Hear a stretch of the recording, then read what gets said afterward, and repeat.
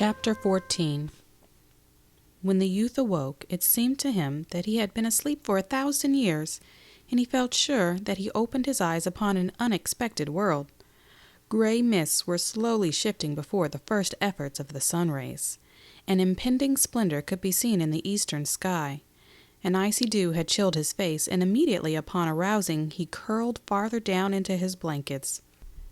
He stared for a while at the leaves overhead, moving in a heraldic wind of the day. The distance was splintering and blurring with the noise of fighting. There was in the sound an expression of a deadly persistence, as if it had not begun and was not to cease. About him were the rows and groups of men that he had dimly seen the previous night. They were getting a last draught of sleep before the awakening.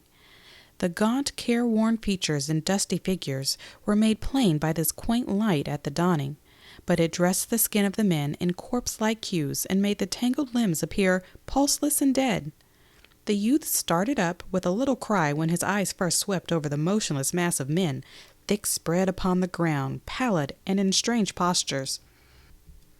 His disordered mind interpreted the hall of the forest as a charnel place. He believed for an instant that he was in the house of the dead, and he did not dare to move, lest these corpses start up, squalling and squawking. In a second, however, he achieved his proper mind. He swore a complicated oath at himself. He saw that this somber picture was not a fact of the present, but a mere prophecy.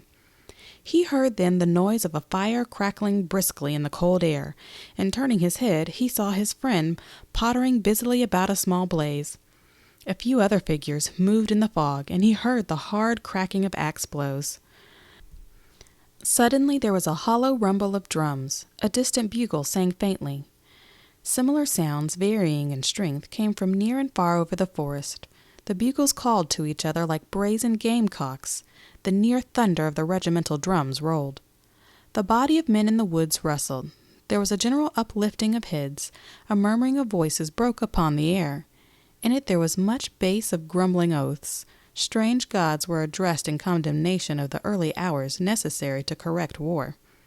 An officer's peremptory tenor rang out and quickened the stiffened movement of the men. The tangled limbs unraveled. The corpse-hued faces were hidden behind fists that twisted slowly in the eye sockets. It was the soldier's bath. The youth sat up and gave vent to an enormous yawn. "Thunder!" he remarked petulantly.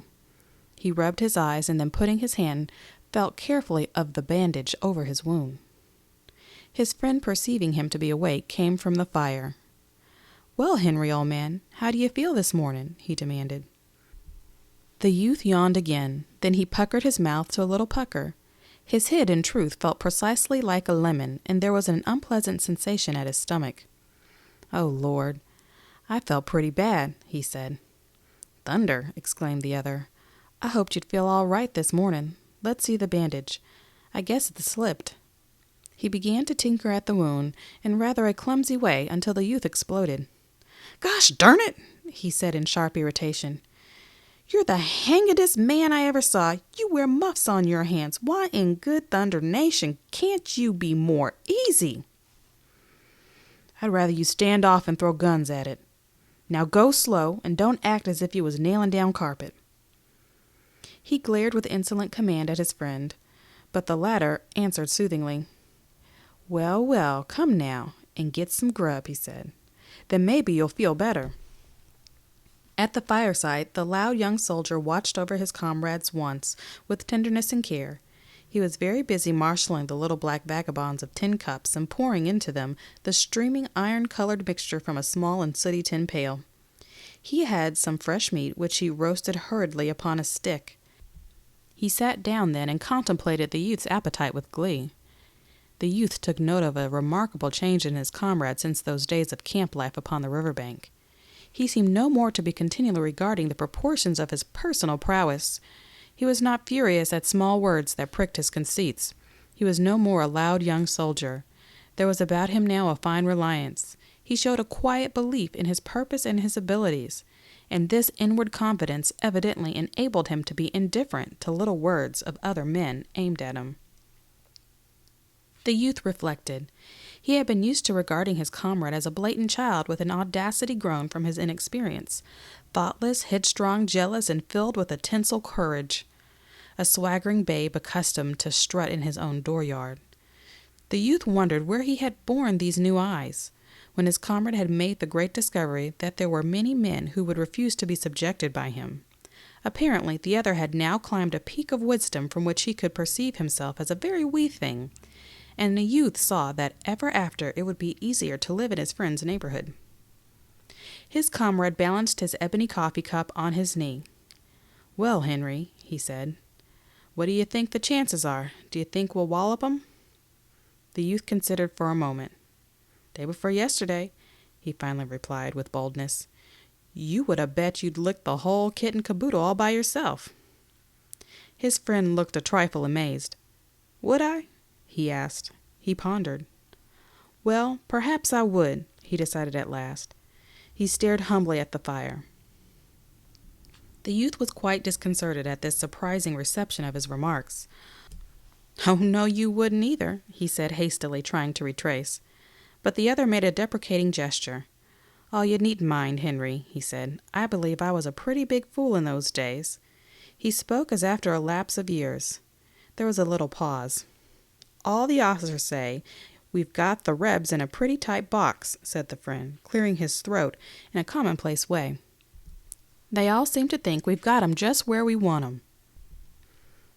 "I don't know about that," the youth replied. "What I seen over on the right makes me think it was the other way about.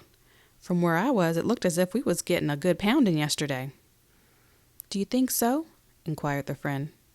"I thought we handled 'em pretty rough yesterday." "Not a bit," said the youth. "Why, Lord, man, you didn't see nothing of the fight. Why—" Then a sudden thought came to him. "Oh, Jim Conklin's dead." His friend started. "What?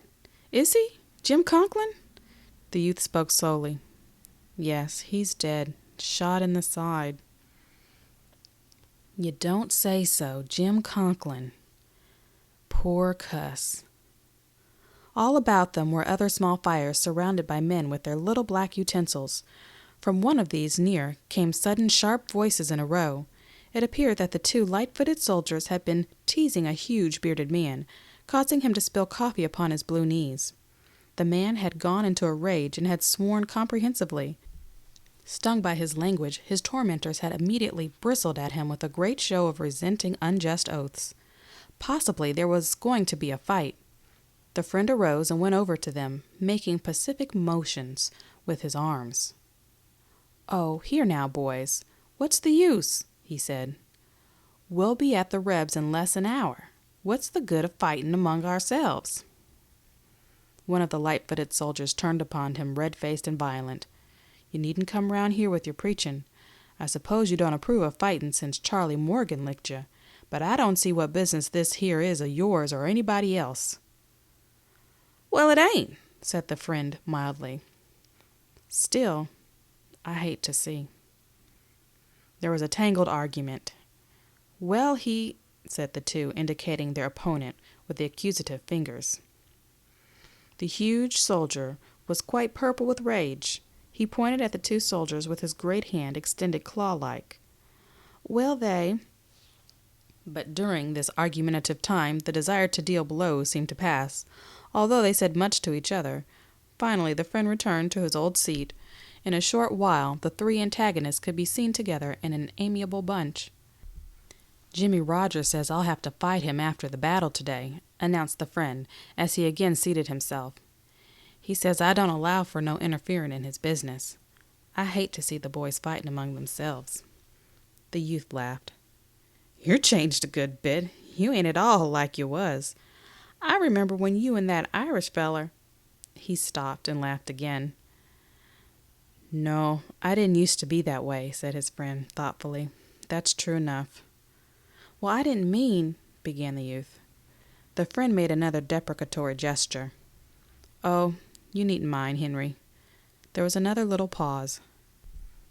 "The regiment lost over half the men yesterday," remarked the friend eventually. "I thought of course they was all dead, but laws, they kept a-coming back last night until it seems, after all, we didn't lose but a few. They've been scattered all over, wandering around in the woods, fighting with other regiments and everything, just like you done." "So," said the youth,